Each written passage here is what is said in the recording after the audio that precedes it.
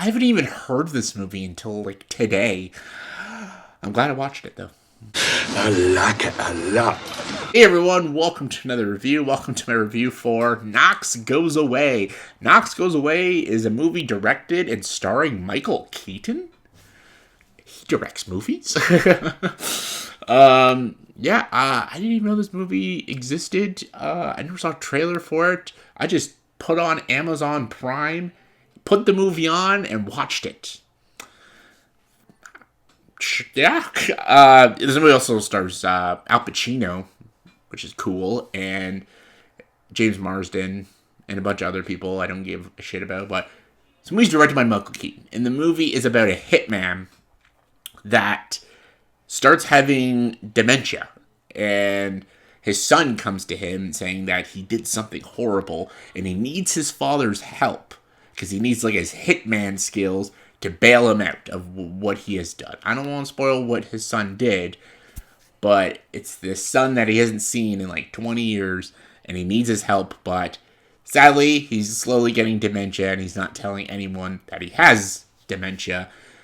And yeah, so he has to deal with stuff in his hitman job, and his son, and police are after him, all when he's battling dementia. And the way the movie is filmed, it's so cool how it's crafted that you are almost like in the point of view sometimes of Michael Keaton, where you are forgetting stuff, you don't know where stuff is leading up to. It's so well done. This movie is a very well directed and crafted film. And Michael Keaton, has he directed a movie before? I should have Googled that before I turned the camera on, but it doesn't matter. He does a great job. This is a very well directed movie, and Michael Keaton crushes this role. He is so good in this movie. And where did this movie come from? Why is no one talking about it? I've never heard anyone mention this movie or talk about this movie. This is like a hidden gem of 2024. This is a damn great film. I was so invested with this story and this character of John Knox and his story as a hitman and him dealing with dementia and his son. And his son is played by James Marsden, who's great in this movie. I'm not a big James Marsden fan. I don't think he's a bad actor. I just don't think he's a great actor. This is literally one of his best performances, James Marsden. He is so good in this movie as his son. He is just so desperate in this movie for help, and there's a moment in this movie where it's near the ending of the movie where he talks to his father. It is one of the most heartbreaking scenes in the whole movie, and it relies solely on James Marsden's performance, and he is so good and so captivating. This is so good to see James Marsden act his ass off. He is just so great. Him and Keaton are like the show stealers of this movie. They're both so good.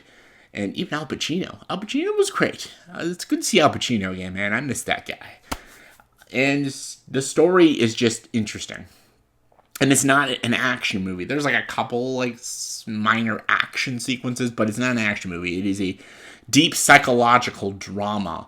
And it's about righting wrongs of the past. And also about this disease that even with people with really bad pasts and do bad things, this disease still catches up to all people, and it's interesting. It's so fascinating. And I had no idea where this movie was even going, which is what I liked. There's not like any twists or turns or anything. I just didn't know where they were going to go with this story. And that's what kept me like hooked, because I just wanted to know where it was going. Because he has dementia in the movie, he knows what he's planning in the end, but he forgets it.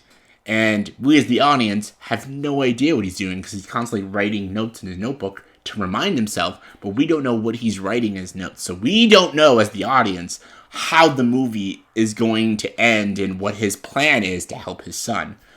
But his plan is great. It's a really genius plan, and it ends really well. It's a great ending, and it's just such a satisfying story. My only gripes are some of the side characters, like the police officers that are after Knox. They're just very boring characters. They could have made them more interesting and maybe give them more of an interesting character, give them interesting dynamics with each other. They were just kind of basic police officer characters. just trying to catch the murderer. That's really it. They were very boring characters, and anytime the movie focused on the police officers, it kind of slowed the movie down. And I was like, go back to Michael Keaton. It's like, it was kind of boring any time with the police officers because they just weren't interesting characters. And maybe that was just script issues, or maybe they just chose the wrong actors. I don't know what it was, but they were just not very interesting. But all the stuff with Michael Keaton and his son and Al Pacino, and even with his hooker, all that is good stuff. It's really good. It's a good story. It's a well-directed and well-acted movie, and it's a very satisfying conclusion. And I think a lot of people really dig this movie. I think it's a good movie. I think it's an underrated film because no one's talking about it. So if you got Amazon Prime, check out Knox Goes Away. It's a solid flick. Scale 1 to 10, it's an easy 8.5 out of 10. Hidden gem of the year. Super good.